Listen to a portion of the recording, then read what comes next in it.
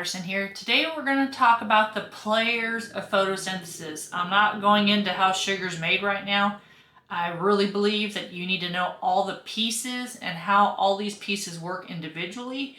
And then I'm going to go into, so I'm going to have a second video after this showing how they all interact. But right now, I just want to tell you what each individual piece does. So we're going to, today is just the players of photosynthesis.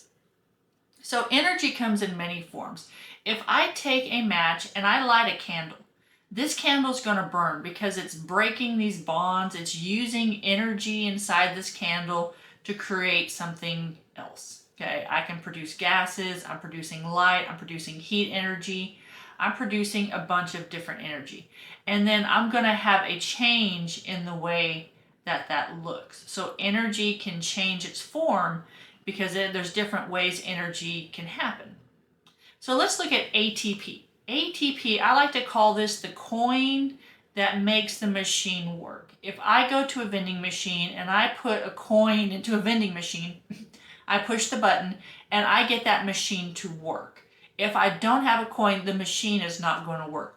ATP is like that. It is a coin. I have to add this coin to proteins. I have to add this coin to a system in order for it to be able to work. If I don't have ATP, the machine does not work. ATP stands for adenosine triphosphate, and this is a very high energy coin. This is going to allow a lot of stuff to happen. When this phosphate, this little piece of this coin here comes off, and this is what activates proteins, what activates the machine. When this part comes off, I now become a low energy, and I'm called adenosine diphosphate because I have two. Di means two, tri means three. So when I have all three of these phosphates together, I'm a high energy source, and I can use this to cause proteins to undergo a conformational change or add energy to a system. So the energy is stored here in these bonds. So let's look at that. So here I have ADP because I have two phosphates, and this is a energy poor molecule. So I need to have something that has energy that I can use. So here I have ATP because I have three of these phosphates together. This is going to have a high energy bond, and this is why. Look at this molecule. What do you see? I have a bunch of on all of these phosphate molecules. I have a lot of oxygens. And you remember we talked about oxygens being very electronegative. They're very greedy for electrons. These all have a negative charge. And if you remember, if we do magnets that are negative and negative, do they like to come together? No, they want to repel. These are trying to pull away from each other, but they can't. So when it gets ready, when this end one finally is able to release, it shoots off quick. And when it does, that energy is enough to be able to transfer it into the protein or another molecule. Here I have a sodium-potassium pump. If you remember when we talked about membranes, we talked about these sodium-potassium pumps. And we talked about concentration gradients. When I have a lot of molecules on one side, they want to go where I have a lower amount. So over here, I have a lower amount. And over here, I have potassiums. And then over here, I have a higher amount. So if I need to go against my concentration gradient, I need work. If I'm going with it, it's just naturally going to go. I don't have to worry about it. But if I have to go against it from a low to a high concentration, those molecules don't want to move that way. ATP has to come in and kind of force it. So ATP is going to come along. One of those phosphates on the end is going to release. And when it releases, it's going to touch this protein. And when it touches this protein, remember, I have a conformational change. If I change the shape of a protein, I change the function. So this protein is going to change this shape. But this does not last for a very long time. This ATP only lasts a few seconds, and it's not a very long-term solution. So this is eventually going to release, and it's going to leave. And when it does, it's going to cause this protein to go back to its original shape. So this is just a very quick way to go in to change something. So we see this with these sodium potassium pumps. ATP is needed to move these molecules against their concentration gradient. Other uses for ATP are motor proteins. If you remember, we talked about microfilaments and microtubules, and those needed ATP. And there are some that were motor proteins. And remember, they kind of walked along a tube to go from one place to another. And this ATP is going to come along and it's going to touch one of these molecules and it's going to cause a change. And then it's going to cause this one part to move. And then it's going to cause another part to move. And then it's just going to keep causing this motor protein to change its shape, change its function, and it will move along this cytoskeletal fiber. Another one are muscle contractions. ATP is going to come along, it's going to donate a phosphate, it's going to cause a change for a second, and this causes muscles to relax and contract based on that phosphate being added. Another one is flagella. So these flagella are going to move when ATP comes in, touches, and it's going to cause this change in shape, change in function, and it will cause movement. Fireflies also use ATP. There's an enzyme inside their abdomen, and ATP will cause it to react, and when it does, it glows. And so ATP is needed for that process to happen with fireflies. All living things need energy, and so we look at heterotrophs. And if you remember, heterotrophs have to find food, they have to go search for food. They cannot make their own food. So there are different types of heterotrophs. We have omnivore. Omni means many. And so omnivore, I can have berries, I can have fish, I can have both fruits, vegetables, plants, and living organisms. An herbivore is just going to eat something like an autotroph. It's going to eat something that is only able to capture energy from the sun. Carnivore is going to be something that can only eat other living organisms that have some type of protein-based meat. So you're going to have wolves are a type of carnivore. They only eat meat. Decomposers, like worms, they're going to eat decaying material or decaying matter. And so those will go in, and these are really helpful in breaking down material so that we don't have a buildup of like leaves and stuff like that in our soil. Autotrophs, these auto means self, troph means to eat, so it's able to make its own food. And you have what are called photoautotrophs. These are going to get food from sunlight. So plants, trees, flowers, those are going to be photoautotrophs, and those are going to make your food from sunlight. We have other ones that are chemoautotrophs, and these are going to get food from some type of chemical source. We see these down in the bottom of the ocean next to like sulfur vents or some type of earth crust vent that is going to produce a very specific type of chemical that this plant needs to survive. And it doesn't get sunlight down there, so it has to find another way to use that material in order to be able to make its own food, and it can use it to do that. So let's talk about light. Light comes in different wavelengths, and we only see a very short, small span of this electromagnetic spectrum. And we have our Roy G. Biv, red, orange, yellow, green, blue, indigo, violet. And this is the colors that we see as humans. When we see white light, this is going to be a reflection, okay, of all light. So if you go outside and you had a prism, I could put a prism out there and I can see a rainbow coming through, because white light is all colors together. So all my colors are going to reflect out.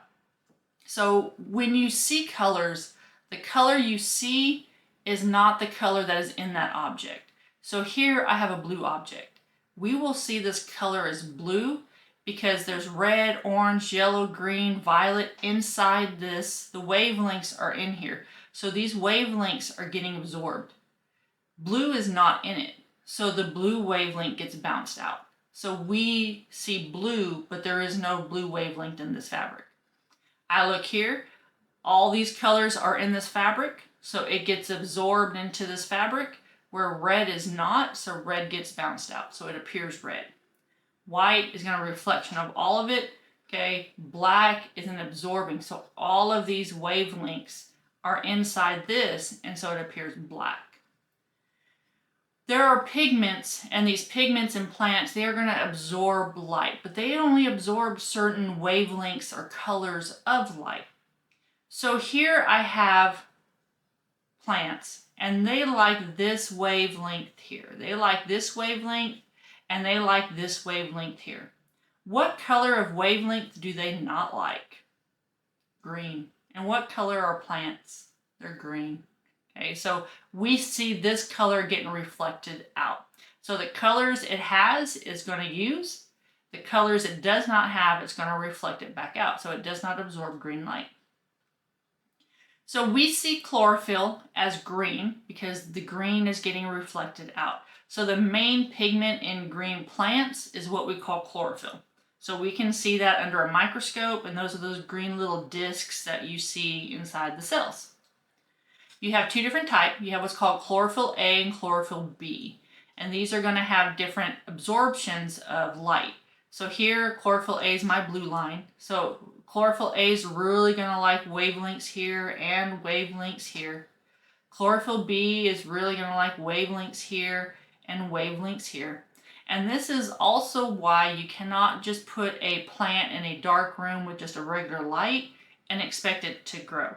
You don't have these wavelengths inside those lights you normally have in a house. So you have to get a special type of light bulb that mimics these wavelengths in order for plants to be able to grow in those environments if you don't have natural sunlight outside. When you see a change in fall, so here I have these leaves, here I have chlorophyll, this is being reflected out. This is so strong and there's so many of these that it blocks out the true color of the leaf. So these colors here are the true color that I see inside. So these leaves really do not have any red pigmentation. Okay, these what they call carotenoids. They don't have any of those in there. So we see this color come back as red. We see this color coming back as yellow. But when the leaf is photosynthesizing, making sugars, we see it as green. So in the fall, we see the true colors of the leaf. So chloroplasts, these are organelles where photosynthesis takes place. So this is an organelle, and this is inside those eukaryotic plant cells. We have thylakoid. I like to call these little Oreo cookies. These are the little Oreo cookies of the chloroplast. And inside these Oreo cookies, you have like a gel-like substance, and we call this the thylakoid lumen. All right. We have the thylakoid. This is where the chlorophyll is embedded. So inside these thylakoids, when we start talking about chlorophyll, it's embedded inside this membrane. On the outside, it's not in that yellow, that red. That red's that lumen. That little green line around that red, this is where all the chlorophyll is embedded. When we start talking about pigmentation, this is where all that's going to be. When I have a stack of thylakoids, we call that a granum. And a stroma is the fluid. There's like a gel-like substance, a fluid that is inside this chloroplast. And inside that stroma, you also have its own DNA. These can reproduce separately from the cell. And if you remember, we talked about the endosymbiotic theory, that these were once considered like a protist, a prokaryotic cell, and that these were kind of a bacteria that got absorbed by the eukaryotic cell, and it became a symbiotic relationship with that eukaryotic cell, and it helped it out, and so the eukaryotic cell helped it out. This is one of the reasons why they think that it has its own DNA. It can reproduce separately from the cell. Here we have photosystems, and photosystems are these butterfly-shaped pieces, and these are sitting in that thylakoid membrane. You remember that Oreo cookie in the red in the center? The outside of that green line, that is this part right here. And inside these photosystems have these pigments, and this is where photosynthesis kind of starts to absorb some energy for this process. These pigments get those very specific wavelengths of light, and they're going to become super excited. They're going to just start going crazy. And inside this photosystem, we have some electrons. These pigments are going to pass this energy into these electrons and get them into a super excited state. These electrons are then going to jump up into what's called a primary electron acceptor. And it's going to sit here for a second, and then there's what's called an ETC. We're about ready to talk about that. This is going to slide down the ETC. But these molecules, these pigments, are what's going to absorb energy to be able to pass it on to these electrons. So we call this whole thing right here a photosystem, and the photosystem have the pigments that are going to become excited from the sunlight and pass it on to these electrons. The electron transport chain is what's called the ETC. So here are my little butterflies, okay? My pigments, sunlight comes in, gets these all excited, and it's going to push this electron from this state into this primary electron acceptor. And then it's going to slide down the slide. And it's going to go through this ETC. So all this right here is the ETC, the electron transport chain. It's going to transport these electrons. So these electrons are going to get excited, they're going to slide down, but as they slide down, they lose some energy. When they get to this photosystem, they have to get recharged. Pigments of light are going to get re-excited. It's going to re-stimulate this electron. It's going to cause this electron to jump back up to this electron acceptor and finish its slide throughout the ETC. So this is super important to get this charged up, because these electrons are really important for me to be able to get them through this system, for me to be able to continue with photosynthesis. So now the question is, where do these electrons come from? All right, I have these electrons, they're super excited, they're sliding down this ETC, they're going down this slide. Where are they coming from? Right here. They're coming from the water. So water has electrons, remember, 2 hydrogens and an oxygen, and there's electrons attached to those molecules. These electrons get ripped off, and they go into they get attracted to this photosystem. Inside this water, now I have one water molecule, which makes it half a gas, okay, so half of an oxygen gas. And then I have 2 hydrogen, now they're just protons. My electrons are gone. Now I have these hydrogen ions, these protons, floating around in this solution.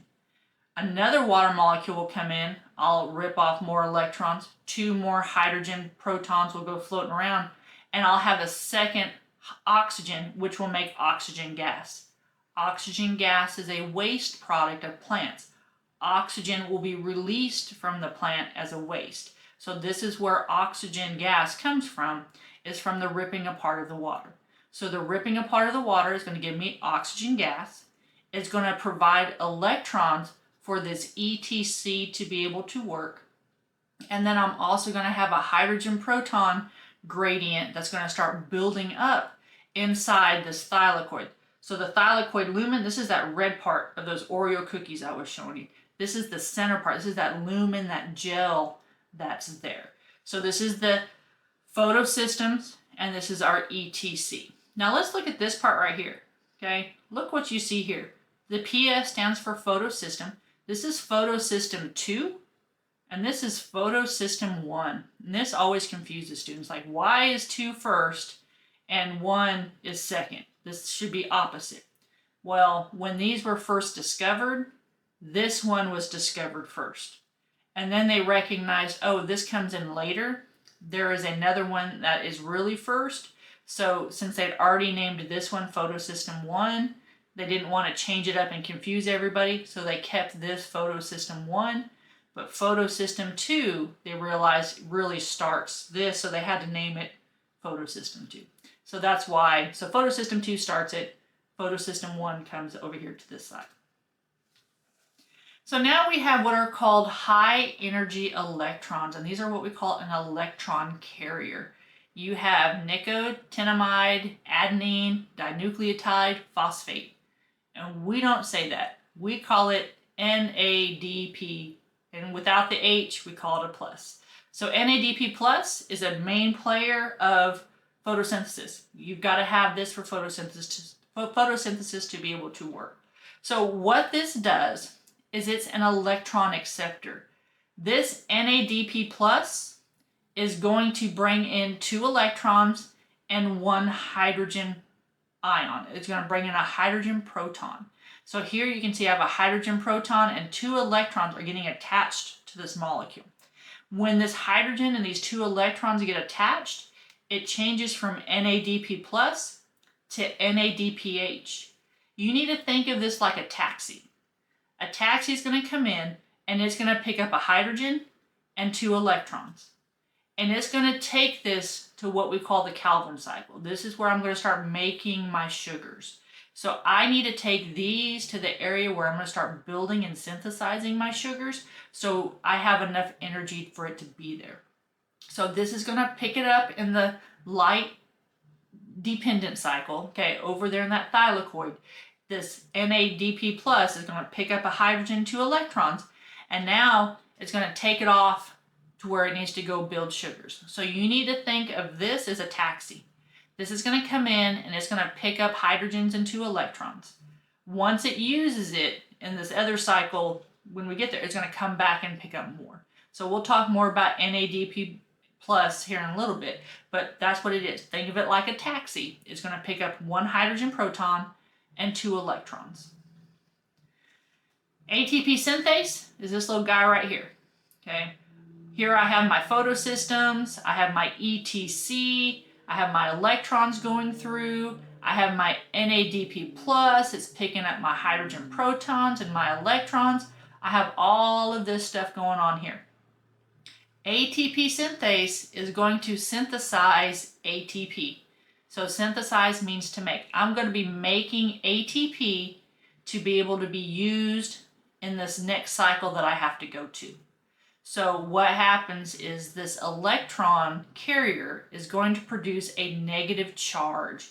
It's going to produce a negative charge through this ETC. I have these hydrogen protons that are here, and I want to make this area so full of hydrogen protons. But remember, my concentration gradient, these hydrogen protons want to leave, all right? So I have to force in more hydrogens to go against the concentration gradient. These hydrogens are going to be forced into this area. Remember, I have some hydrogens being made, pulled apart from water, and this ETC is going to try to pull in even more to make this area just thick and just full of hydrogen ions. These hydrogen ions want to leave. And the only way they can leave this high to a low concentration is through ATP synthase. This is an opening that's going to allow these hydrogen ions to come through. And when they come through, they're just going to start flying through. And they fly through, and it's going to cause this ATP synthase to spin. If you guys have ever seen a turbine on top of a house, and during the summer it starts to spin, heat's coming up, and that's kind of what happens. The heat's moving up, and it's causing this energy to be moved into the turbine and pulling material out. This spins, and as these hydrogen protons come through, ADP, remember, 2 phosphates on the end, and 1, that I is inorganic, another phosphate's coming in, and this spinning is going to slap this phosphate onto this ADP, and I'm going to have ATP get created or made. It's going to be synthesized. So now I have ADP coming in, phosphate, these hydrogen protons are coming through, and it's going to use the energy of these moving hydrogen ions to put that phosphate onto that ADP, and I'm going to make ATP. This ATP is now going to go here to this cycle in order for me to synthesize sugars, okay? So all of this is being used to make material for me to be able to use here in this part. So I'm using energy, I'm producing a hydrogen concentration for me to make ATP to be able to be used here.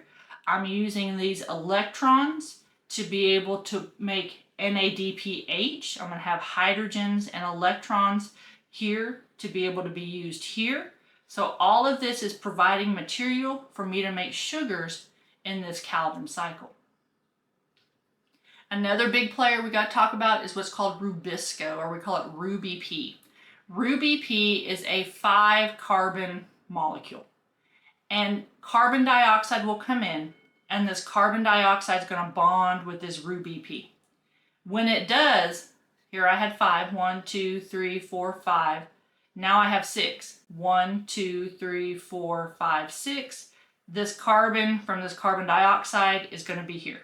These oxygens are also on here too. But this becomes super unstable. It doesn't like to have 6 carbons, so it splits. And when it splits, I'm going to have 3 carbons on this side and 3 carbons on this side. You need Rubisco to be able to do the Calvin cycle. So this is a super important molecule. I have to be able to make it. I have to be able to use it in this cycle. And when we get to the Calvin cycle, that will make more sense. But this is a super important molecule for the Calvin cycle.